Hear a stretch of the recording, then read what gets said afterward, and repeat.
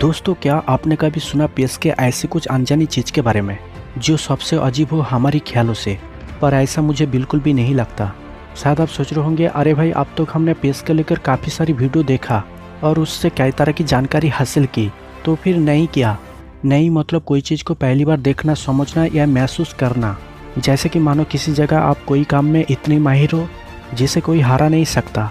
आपके पास उस काम को लेकर सारी जवाब या जानकारी है, लेकिन जब आपको उस जगह से दूसरी प्लेस में शिफ्ट कर दिया जाएगी तो अब आप उस काम में इतनी माहिर होने के बावजूद भी वहाँ सब कुछ आपको नई जैसी लगेगी। सेम उसी तरह हम ब्रह्मांड में जो भी ऑब्जेक्ट या मैटर को देख पा रहे हैं वो हमारे लिए कोई नई बात नहीं है, लेकिन उसके मिस्ट्री को समझ पाना हर ऑब्जेक्ट के लिए नई बात। आज हम जानते हैं ब्रह्मांड में star, planet, black hole, Galaxy, nebula और भी कई सारी ऑब्जेक्ट या मैटर को, जो कि इन सब से लगते हैं हम पेस के बारे में 50% से भी ज़्यादा जानकारी हासिल कर ली है। बट अगर हम इसे ब्रह्मांड के साथ तुलना करें तो ये हमारी सोची गई 50%, 0.5% के बराबर भी नहीं होगा। चाहे हम ब्रह्मांड में कितनी भी वर्षों तक जितनी भी खोज करें, हर पल कई सारी नई चीज़ें मिलते रहेगी, जिनमें से कुछ होगी सबसे अजीब, जिसे शायद हमने कभी सपने में भी नहीं सोचा होगा पेस में ऐसा ही कुछ हो सकती है। तो बात करते हैं ब्रह्मांड के सबसे अजीब रहस्यजनक mystery, white pace, black star और व्हाइट होल के बारे में। पेस यानी कि जगह, यहाँ हर ऑब्जेक्ट या मैटर कहीं भी अपनी अस्तित्व में मौजूद रह सकती है। अनगिनत संख्या में पेस में तैरती हुई कई सारी ऑब्जेक्ट और मैटर, इन सभी को बांधने में कई खरबों साल लग गई, जबकि इन सभी चीज़ के बांधने से पहले पेस था बिल्कुल एम्प्टी।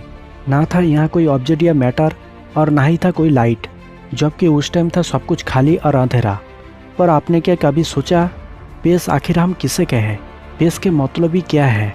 जैसे कि हमने पहले जाना, पेस यानी कि एक तरह से बोले तो जगह जहाँ सब कुछ हो खाली। इसे आप किसी आर्टिकल या राइटिंग लिखने का टाइम हमेशा यूज करते हो। शायद अब तक आपको पेस के मतलब समझ में आ गया होगा। पेस जिसे हम समझते हैं वो असल में है नहीं। बेसिकली ब्रह्मांड की सफ़र में पेस को दो टाइप में देखी जा सकती है, जो कि वो है डार्क पेस और व्हाइट पेस। डार्क पेस यानी कि डार्क मतलब अंधेरा और पेस मतलब जगह, जो कि यहाँ पर ज़्यादा तो जगह होगी, अंधेरा, रोशनी कम।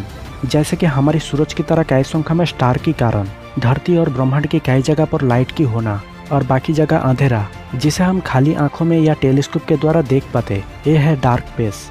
यह दूर दूर तक कोई भी ऑब्जेक्ट या मैटर को आसानी से खोजा जा सकती है, क्योंकि अंधेरा में लाइट ज़्यादा चमकते हुए नजर आते हैं। पर अगर हम व्हाइट पेस की बात करें तो इस तरह की पेस को ब्रह्मांड में अब तो खोजा नहीं गया, लेकिन कुछ वैज्ञानिक मानते हैं ब्रह्मांड में डार्क पेस की तरह व्हाइट पेस भी जरूर हो सकती है। शायद डार्क पेस की तरह इतनी बड़ी स्ट्रक्चर में फैला ना हो, कोई छोटी स्ट्रक्चर में ये समा होगा, जहां ऑब्जेक्ट या मैटर के अलावा बाकी जगह अंधेरे की बदले में रोशनी में भरपूर होगी और यहाँ हर चीज़ें या ऑब्जेक्ट कुछ अलग रूप में होगा।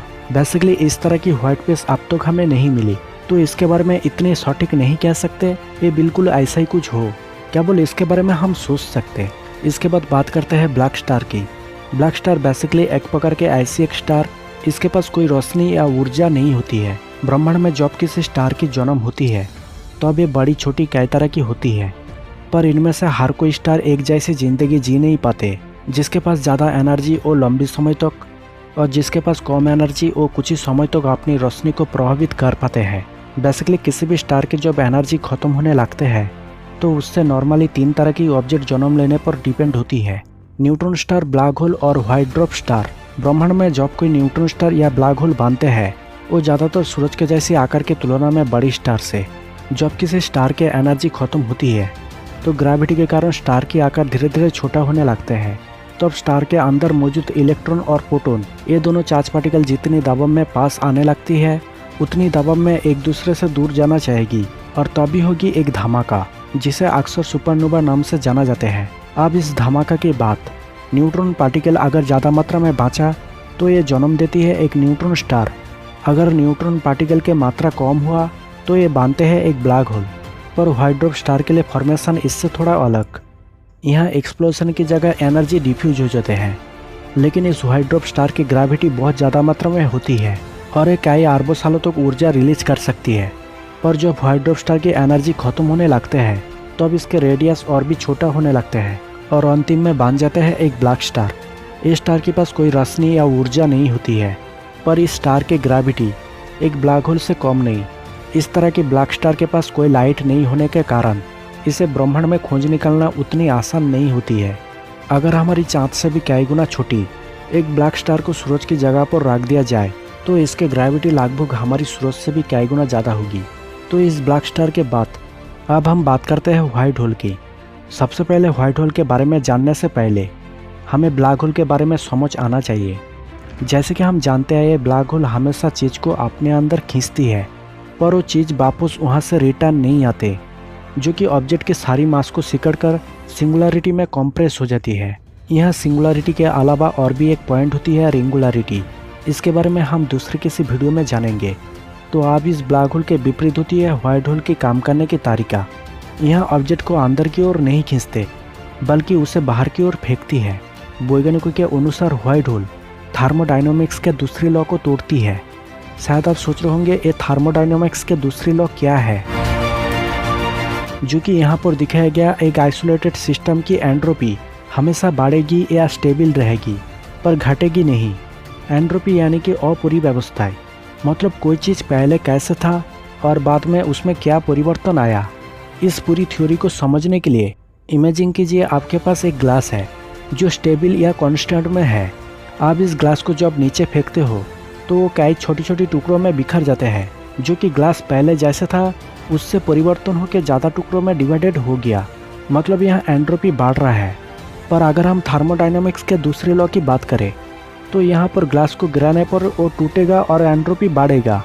ऐसा नहीं है कि ग्लास पहले जैसे हो जाए, मतलब यहाँ एंट्रोपी कभी नहीं घटेगा। सेम उसी तरह ब्रह्मांड में कोई भी ऑब्जेक्ट हमेशा अंत की ओर आगे बढ़ेगी, पर बैकलाइन में उसके कभी निर्माण नहीं होगी, जो कि इस लॉ को ब्लैक होल फॉलो करता है।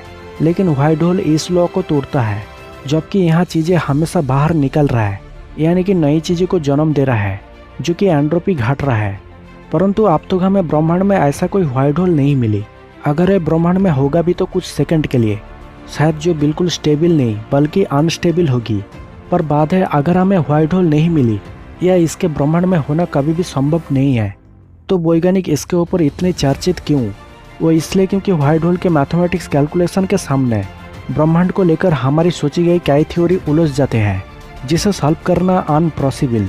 व्हाइट होल को लेकर ऐसा कई सारी बातें हैं जो हम अगले किसी एपिसोड में सिंगुलरिटी, रिंगुलरिटी और व्हाइट होल के कई सारी थ्योरी को लेकर विस्तार से जानेंगे। तो दोस्तों, व्हाइट स्पेस, ब्लैक स्टार और व्हाइट होल के ये वीडियो आपको कैसी लगी? इसके ऊपर आपके क्या विचार है और कौन सी बात सबसे ज़्यादा हैरान किया, हमें कमेंट करें। साथ में वीडियो को लाइक शेयर करते हुए हमारी चैनल को सब्सक्राइब करना ना भूलें। दोस्तों, मैं मिलूंगा फिर से और एक नई साइंस वीडियो के साथ। तब तक के लिए जय हिंद, वंदे मातरम। आपकी दोस्त शिव प्रसाद।